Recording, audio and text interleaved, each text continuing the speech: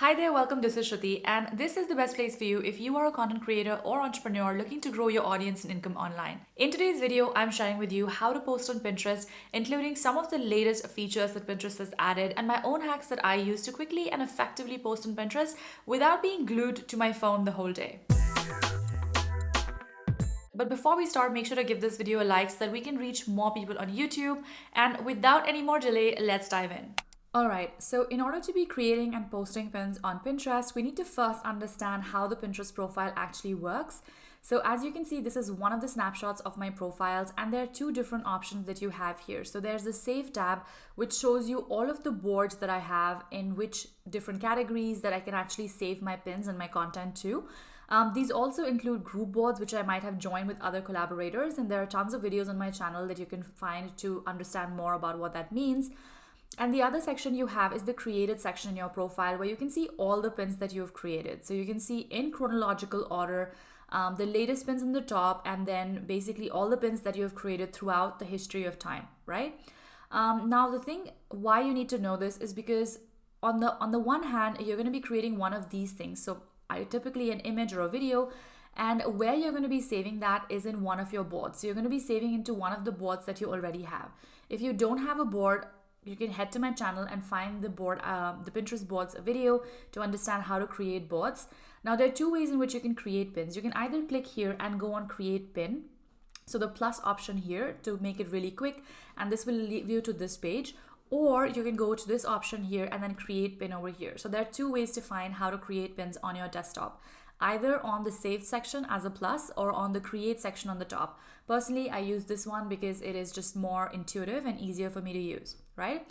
Now you can see we have the create pin option. So one thing that a lot of people don't know about creating pins is that you can actually create multiple pins at the same time. So here's the plus option here, and what it does is that when you click to it, you can actually create multiple pin slots, which means that if you're looking to just, spend 10 minutes and do all your pins for the day, then this is an excellent hack that you need to know about so that you can just make sure that you're creating the right pins and doing it without wasting a lot of times, right? You can also now simply drag and drop images either from your computer or your phone, depending on how you're uploading this pin. Everything else remains the same. So whether you do it on your desktop or you do it on your phone, this interface is kind of the same. On the phone, you will first upload your image and then you will be prompted to write the title and the description, whereas on the desktop, you kind of have the whole thing in one go. So I've already created an image to make it quick for us to do it, just to show you how this is done, right? So this is a image which leads to a blog post, and it's about 5 skincare mistakes to avoid, right? So when it comes to your pin, you also want to make sure that you're filling out the title and the description that explains what this pin is all about. So instead of a blog post, this could also be, for example, a product pin. It could also be a video that you want to share with your account. So it could be any kind of graphic that you want to share. I'm assuming that you're going to share a vertical graphic because that is how Pinterest works.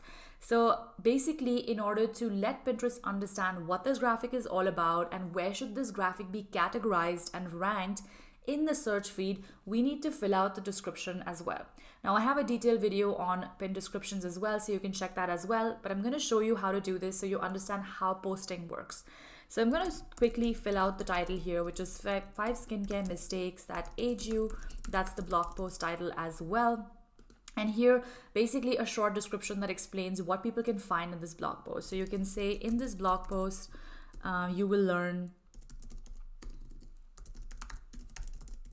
the top skincare mistakes to avoid in order to look young and pretty, or whatever it is that you want to add to your description in terms of what makes most sense for your audience. You can also here use a couple of hashtags if you want to add, so you can add beauty tips or beauty hacks. It really depends on what you're aiming for your content to reach, or who you're aiming your content to reach out to, right? And there's another video on my channel on the hashtags as well, so you can check that out to understand how that works in a lot of more detail. And then you have a destination link option here. You also have an alt text where you basically explain what the image is about, but this is more so for people who are visually challenged and are probably using a screen reader to see the image. They're not really seeing this visually, right? So they don't know what the pin is about. So you can say in your alt text, this is an image that links to a blog post about skincare mistakes. So keep in mind that your alt text does not have to be the same as your description. Your description is what the search algorithm on Pinterest is going to pick up and then showcase that to other people.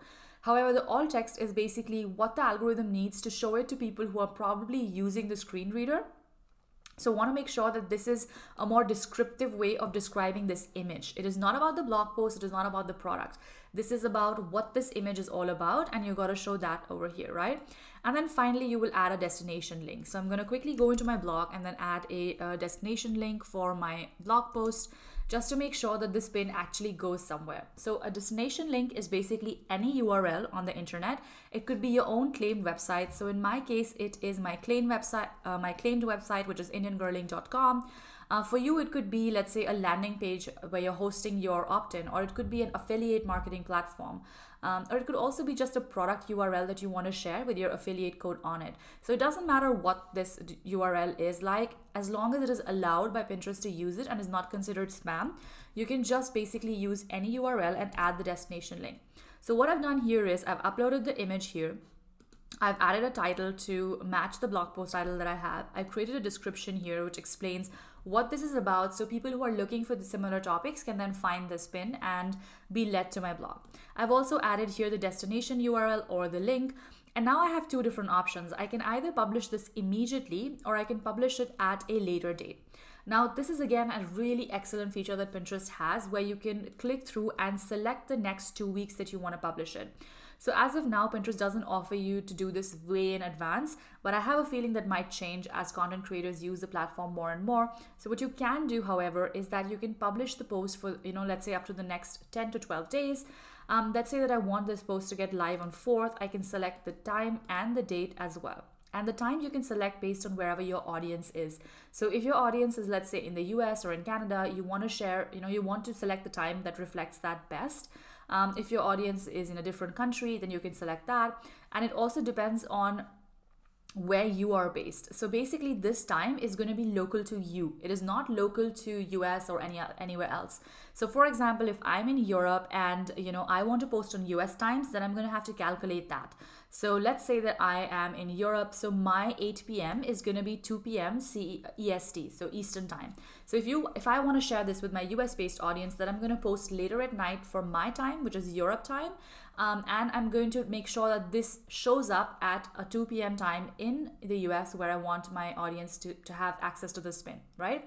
Now, if you're a beginner, you probably don't need to think that much. You can just select any time that you want.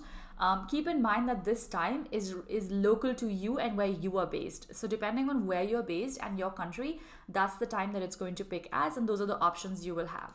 If you don't want to publish your pin at a later date, you can also choose to publish it immediately. The one last thing that you need to keep in mind is that you have to make sure that this pin is going somewhere. So it has to be published to a particular board, which is basically a category that it relates to. So as you can see, here is the option where you can click through and select the most relevant board. So you can either scroll down if you want to look across and kind of find your board, or you can also search in the top bar and, let's say, find the board which is most relevant to. So obviously this image is about beauty and skincare, so I want to make sure that I'm actually posting it to a board which is most relevant. So as you can see, I have 3 different boards that I can share it to, and I think this one is most relevant to beauty hacks, because this blog post is about the mistakes that you want to avoid, right? So I'm going to share it to this, and then what it does is that it's going to save that pin to that particular board.